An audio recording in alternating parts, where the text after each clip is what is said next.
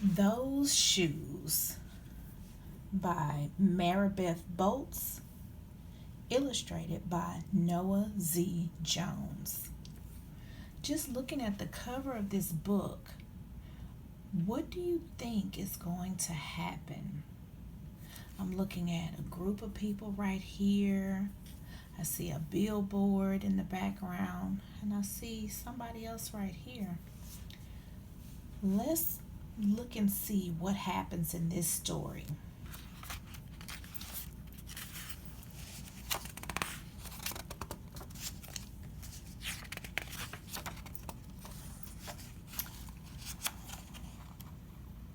Wow, look at that.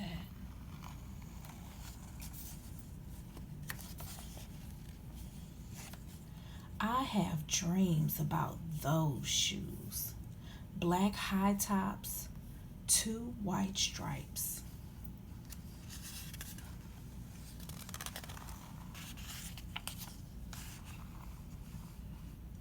Oh, kind of looks like what we're doing now. Grandma, I want them. There's no room for want around here. Just need, Grandma says. And what you need are new boots for winter. You ever had that happen? You tell your family that you want something and they tell you that you can't have it. Brandon T comes to school in those shoes. He says he's the fastest runner now, not me. I was always the fastest before those shoes came along. Nate comes to school in those shoes. Antonio and I count how many times Nate goes to the bathroom. 7 times in one day, just so he can walk up and down the hall real slow. Look at Nate in the hallway in those shoes.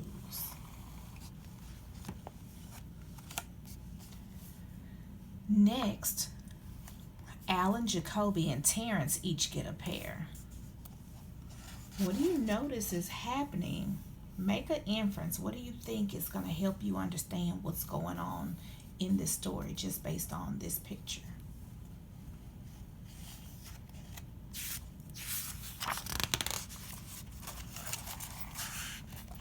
Oh, wow. Then one day, in the middle of kickball, one of my shoes comes apart. Looks like you could use a new pair, Jeremy, Mr. Alfrey, the guidance counselor, says.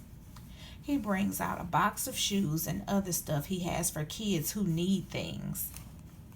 He helps me find the only shoes that are my size. Velcro, like the ones my little cousin Marshall wears.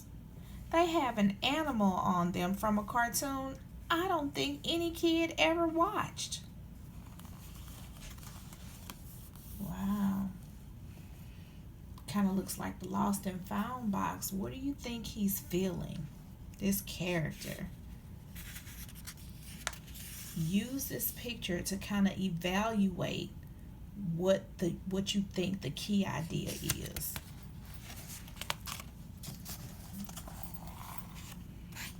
What do you think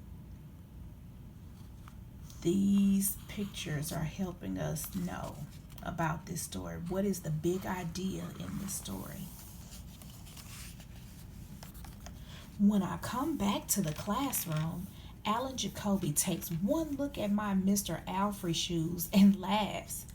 And so do Terrence, Brandon T, and everyone else. The only kid not laughing is Antonio Parker. At home, Grandma says, "How kind of Mr. Alfrey." I nod and turn my back. I'm not going to cry over any dumb shoes. But when I'm writing my spelling words later, every word looks like the word shoes. And my grip is so tight on my pencil, I think it might bust.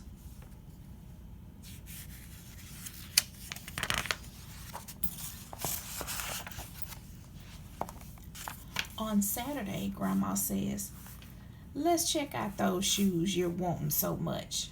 I got a little bit of money set aside. Might be enough. You never know. Ooh, I wonder what's going to happen next.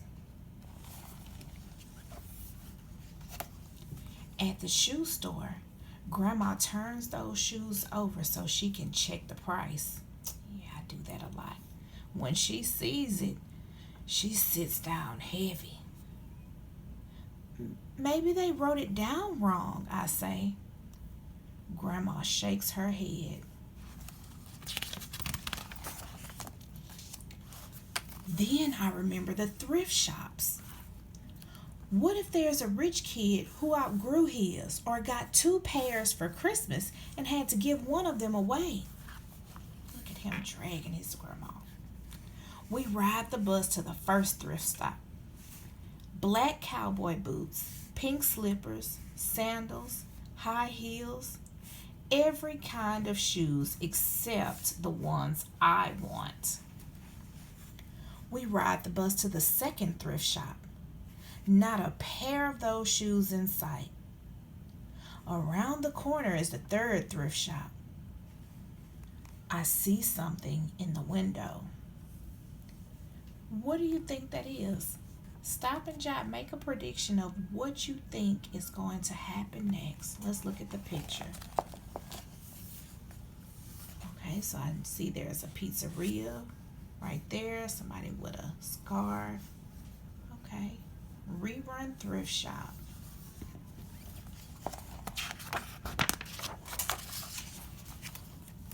Black shoes with two white stripes, high tops, perfect shape, $2.50. Those shoes! They found them. My heart is pounding hard as I take off my shoes and hitch up my baggy socks. How exciting, Grandma says. What size are they? I shove my foot into the first shoe, curling my toes to get my heel in. I don't know, but I think they fit. Oh, let's see, he's grimacing a little bit. I don't know if you can see that.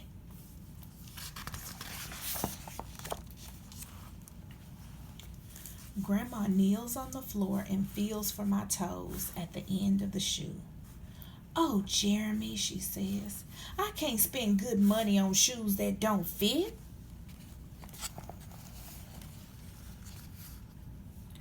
I pull the other shoe on and try to walk around.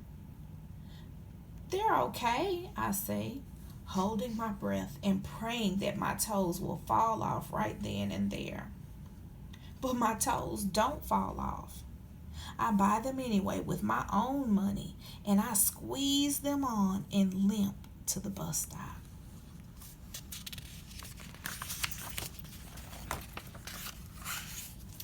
Wow.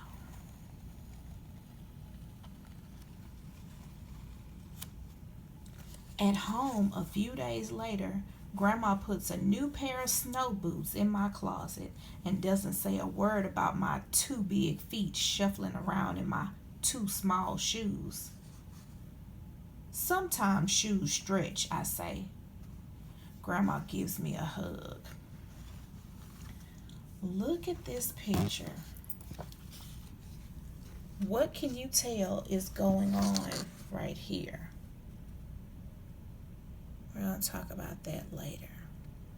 What do you think is going on?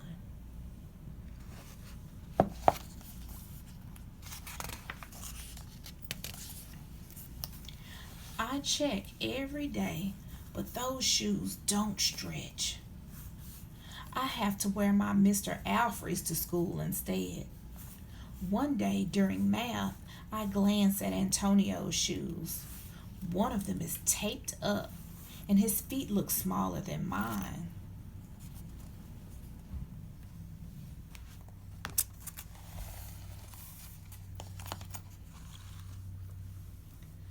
After school, I head to the park to think. Antonio is there, the only kid who didn't laugh at my Mr. Alfred shoes.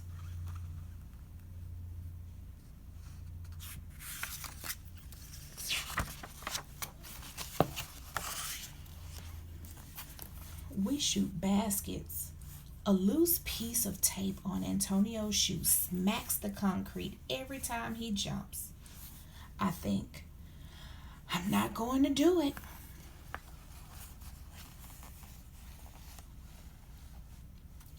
We leap off the swings. I'm not going to do it.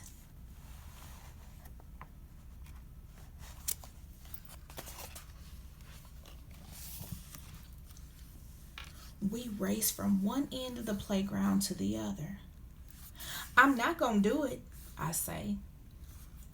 Do what? Antonio says, breathing hard.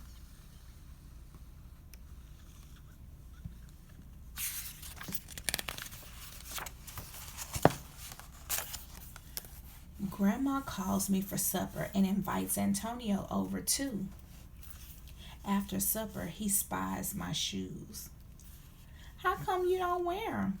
Antonio asks. I shrug. My hands are sweaty. I can feel him wishing those shoes were his.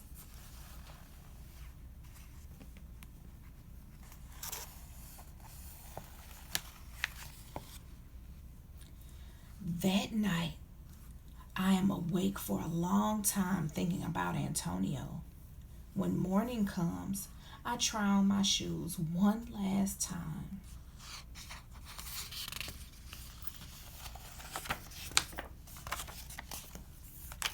Before I can change my mind, the shoes are in my coat.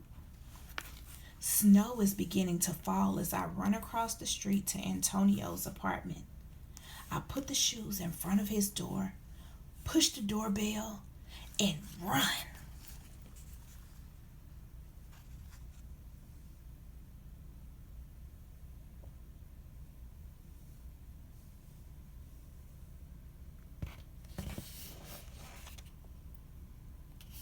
Oh, he got there pretty quick.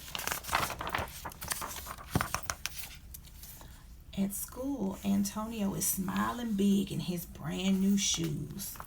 I feel happy when I look at his face and mad when I look at my Mr. Alfred shoes.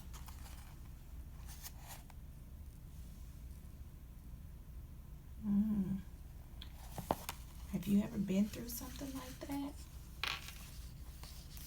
But later, when it's time for recess, something happens. Everywhere there is snow.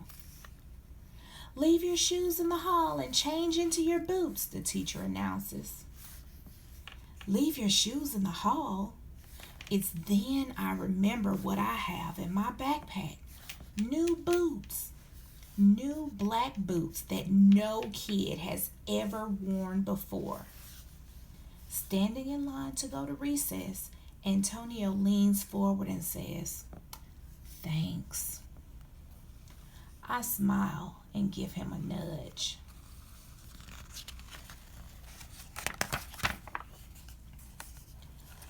Let's race. So, did your predictions come true? Did you notice anything similar in this story of something that you have gone through or something that you've read in another book? Can you make a text-to-text connection or a text-to-self connection? I hope you enjoyed Those Shoes by Maribeth Boelts.